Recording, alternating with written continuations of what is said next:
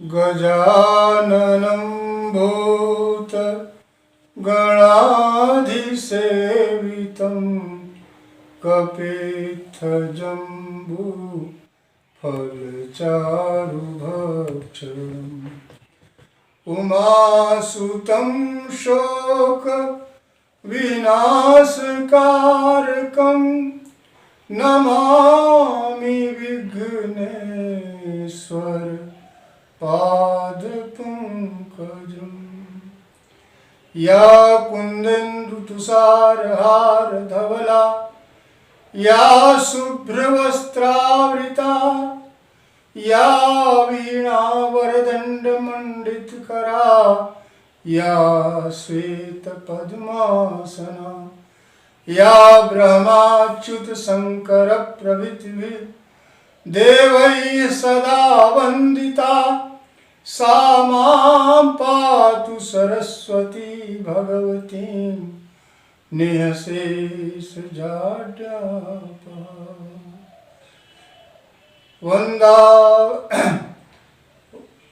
वन्दे गुरूणां चरणारविन्दे मन्दर्शित स्वात्मसुखावबोधे निःश्रेयसे माङ्गलिकायमाने संसारहालाहल मोह शान्ति।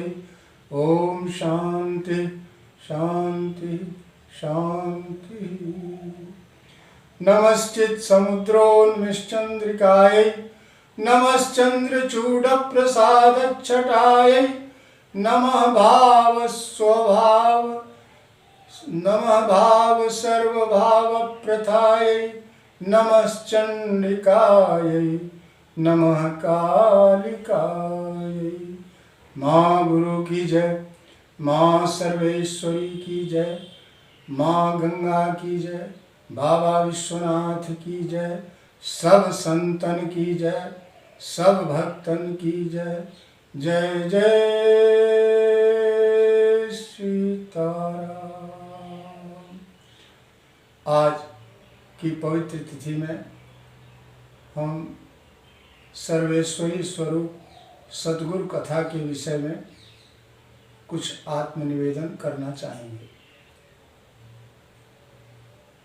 माँ सर्वेश्वरी स्वरूप सद्गुरु जिन्हें परम पूज्य बाबा अवघड़ भगवान राम जी महाराज के रूप में सारा विश्व जानता है, मानता है, उन्हीं के जीवन चरित्र के बारे में कुछ प्रकाश डालने की अभिलाषा है। महागुरु का प्राकट्य 12 सितंबर 1937 को भारत की पवित्र धरती पर बिहार प्रांत के भोजपुर जिला पदांतर्गत गुंडी ग्राम में हुआ। मात्र 7 वर्ष की आयु में आपने गृह त्याग कर आत्म अनुसंधान की खोज में निकल पड़े। आपका बचपन का नाम श्री भगवान सिंह, माता का नाम श्रीमती लखराजी देवी, पिता का नाम बाबू बैजनाथ सिंह। आपका जन्म ही आपके माता पिता द्वारा पहले विष्णु महायज्ञ के कराने के उपरांत ऋषियों, महर्षियों, साधु संतों के आशीर्वाद से आपका प्राकट्य हुआ। आपने जगन्नाथपुरी आदि तीर्थों का भ्रमण करते हुए 2-4 वर्षों में काशी पहुँचे और काशी में आकर के आपने सर्वप्रथम माता गंगा का दर्शन किया दशाश्वमेध घाट पर, और उसके पास में ही आपको कोई दैवी शक्ति, कोई ईश्वरी शक्ति, भगवती आद्याशक्ति के रूप में कोई माताजी महिला के रूप में वहाँ मोड़ पर खड़ी मिली और वो हाथ में पूजन की सामग्री ली हुई थी।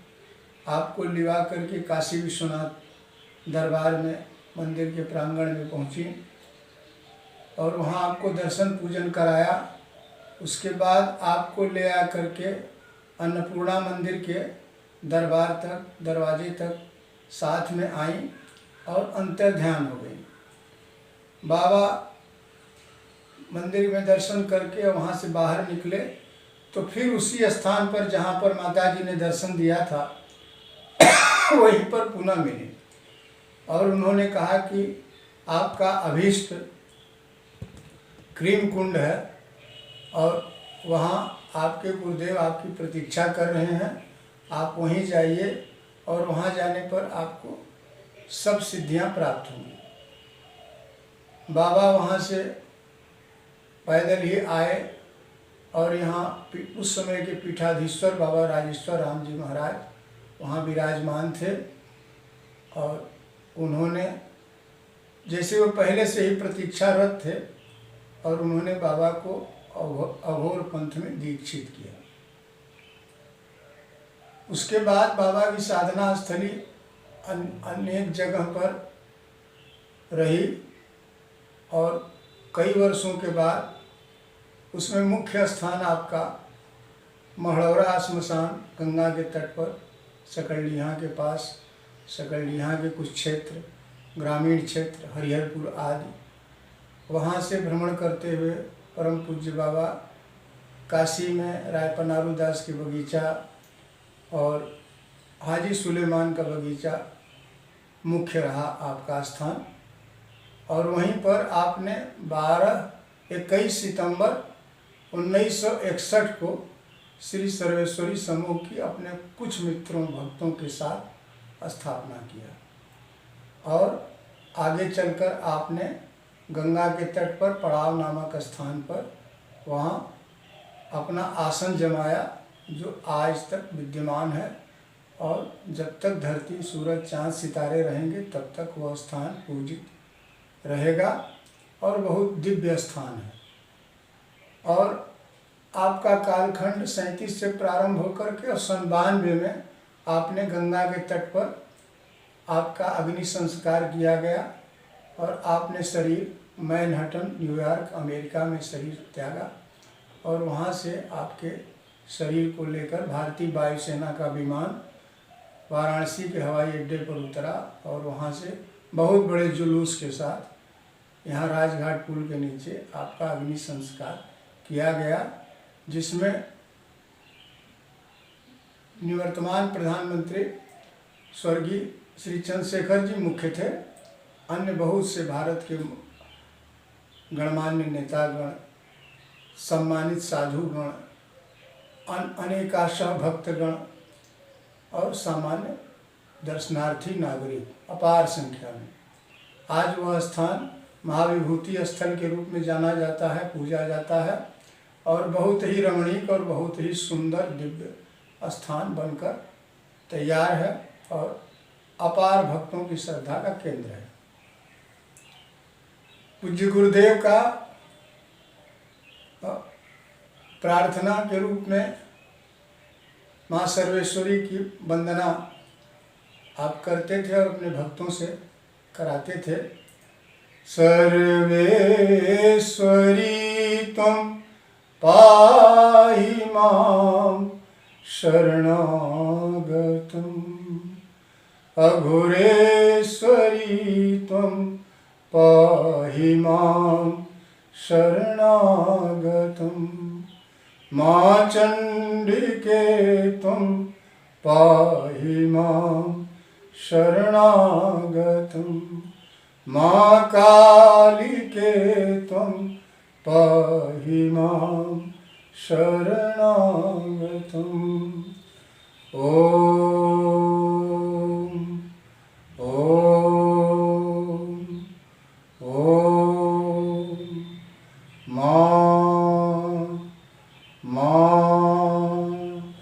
ॐ क्रीं क्रीं क्रीं क्रीं क्रीं क्रीं क्रीं हर हर महादेव नमः पार्वती पते हर। यह मुख्य पूजा का मंत्र है, आप द्वारा निर्देशित किया गया और आज भी सारे भक्त इस अपनी पूजा आराधना में इस मंत्र का जाप करते हैं, पाठ करते हैं। परम पूज्य सर्वेश्वरी स्वरूप सद्गुरु महाराज ने अपने जीवन काल में सेवा के मूर्तिमान स्वरूप रहे हैं। उनका मानव मात्र की सेवा उनका उद्देश्य रहा और हमेशा सबकी सेवा में अपने को समर्पित किए थे। उन्होंने राष्ट्र सेवा, साहित्य सेवा, साधु सेवा, धर्म सेवा, गौ सेवा, कृषि सेवा, रोगी सेवा, कुष्ठी सेवा और सामान्य जनमानस की तमाम समस्याओं को बहुत ही आदरपूर्वक सुनते रहे और सबको उचित उपचार निदान बाबा बहुत ही प्यार से मानव मात्र में बिना किसी के प्रति कोई भेदभाव रखते हुए सबको अपना आशीर्वाद प्रसाद प्रदान करते रहे। जन आस्था का इतना बड़ा सैलाब या यूं कहें कि एक कुंभ की तरह से, महाकुंभ की तरह से आपके दर्शन के लिए हमेशा लालायित रहते थे लोग। जब कभी माघ के महीने में बाबा का प्रयाग की धरती पर पदार्पण होता था, करीब करीब लगभग एक हफ्ता का अपना समय देते थे। बाबा का अनन्य दिवस मनाया जाता था माघ महीने में एक निश्चित तिथि को। तो उसमें हमने 1973 से लेके 74, 75, 76 4 वर्ष एक लगातार मैंने देखा बाबा के सानिध्य में, उनकी सेवा में, निजी सेवा में रहने का अवसर दिया था परम पूज्य गुरु महाराज ने। अपार भीड़ होती थी आपके दर्शन के लिए। मान के चलिए आज के पैमाना में अगर 2 किलोमीटर में एक लाइन लगती थी गृहस्थों की, तो 4 किलोमीटर में साधुओं की लाइन लगती थी, जिसमें प्रयाग में पधारे सभी मतांतर के साधु संत महात्मा, चाहे वो सन्यासी हों, तपस्वी हों, वैरागी हों, उदासी हों, नागा हों या अन्य किसी मतांतर के जो इलाहाबाद में कल्पवास करते थे, अपना कैंप लगाते थे या भजन भाव में रत रहते थे, अपना तीर्थ के भाव में वहाँ पर अपने को तन्मय रहते थे। प्रायतः सब लोग बाबा के दर्शन के लिए लालायित रहते थे और बाबा का प्यार भरा आशीर्वाद सबको मिलता रहा। बाबा परम पूज्यपाद सद्गुरु महाराज का भारतवर्ष के हर हिस्से में, हर कोने में उनके चाहने वाले, मानने वाले इतने अधिक थे कि उसकी संख्या कही नहीं जा सकती, शब्दों में व्यक्त नहीं की जा सकती। और सभी मत के साधुओं को जिनकी जिसकी जैसी भी समस्याएं रहती थी, जहां उनका साधना रुका रहता था, बाधित रहता था, अपने साधना के बारे में लोग बाबा से प्रश्न करते तो सबको प्यार भरा आशीर्वाद के साथ और सबको मार्गदर्शन बाबा हर तरह से करते थे। किनाराम जी की एक उक्ति है, अंतरशाक्ता वही शैव सभा मध्य च वैष्णवा नाना रूप धरे कौला विचरंती महीतले। इसका अर्थ यह हुआ कि जो अवघड़ परंपरा के संत जिसके सदगुरु सम्राट संत शिरोमणि परम पूज्य सर्वेश्वरी स्वरूप सदगुरु अंतरिक्ष महाकापालिक परम वीतराग बाबा अवघड़ भगवान राम जी महाराज, जिनका चरित्र वर्णन मैं कर रहा हूँ, वो इस परंपरा के संवाहक, संवर्धक और श्रेष्ठ ज्ञाता के रूप में संसार के सम्मुख अपने आप को प्रस्तुत किए। अंतरशाक्ता का मतलब हुआ जो अंतःकरण से शक्ति का उपासक हो, वही शैव, बाहर से देखने में शैव जैसा जिसका आचरण हो, और सभा मध्य वैष्णवा, सभा मध्य च वैष्णवा, और सभा के मध्य में वैष्णव आचार विचार व्यवहार उनका दिखे तो परम पूज्य बाबा का बाहर से देखने पर परम वैष्णव स्वरूप, कोई भी अवघड़ का कोई भी लेश मात्र बाहर से देखने पर न उनके स्वभाव से, न वेश से, न वाणी से, न विचार से, न व्यवहार से कहीं दिखाई नहीं पड़ा। और श्लोक के अंतिम वाक्य है कि नाना रूप धरे कौला। ऐसे सिद्ध महापुरुष, ऐसे महान विभूतियों को वो अपने समय काल से अनेक रूप धारण करने की उनकी क्षमता है और उनको परा प्रकृति की ओर से स्वीकार्य है। मैं बाबा के श्री चरणों में अपना नमन वंदन करते हुए बाबा की स्मृति में एक भाव भरा भजन प्रस्तुत करना चाहेंगे। शुभ शुद्ध शांत शीतल अनुराग ध्यान अविरल, सत्भाव से हृदय में श्रद्धा सुमन खिलेंगे। हो रोम रोम पुलकित प्रभु प्रेम प्राण प्रमुदित, निज आत्म रूप सुंदर दर्शन किया करेंगे। अवघड़ गुरु कृपा का सिद्धांत यह अटल है, सर्वेश्वरी शरण से अवधूत आ मिलेंगे।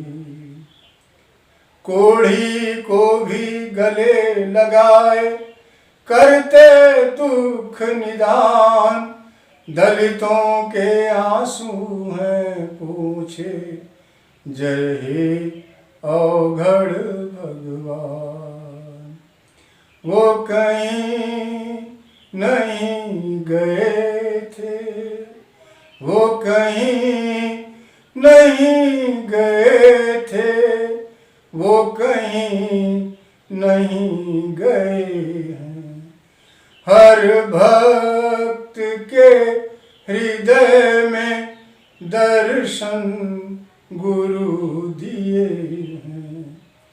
पर्दे में प्राण रहता यह सत्य है सनातन, पर्दे में प्राण रहता यह सत्य है सनातन।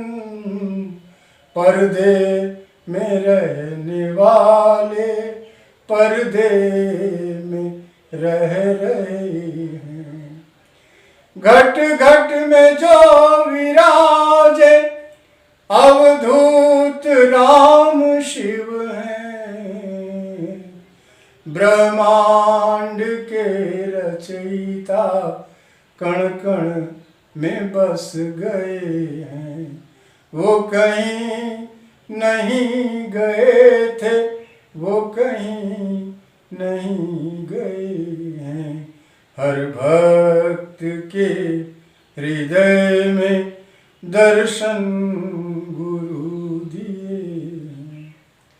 भाव विभोर होकर गुरुचरण के अनुराग में अगर कोई भी साधक, कोई भी भक्त, कोई भी मानव अगर परमात्मा का, माँ भगवती का, गुरु महाराज का, ईश्वर का गुणगान करेगा, ध्यान करेगा, तो उसको अपने आप में बहुत ही शांति प्राप्त होगी और उसके हर प्रकार के मंगल सिद्ध होंगे और उसको हर प्रकार की सब जीवन में सफलता मिलेगी।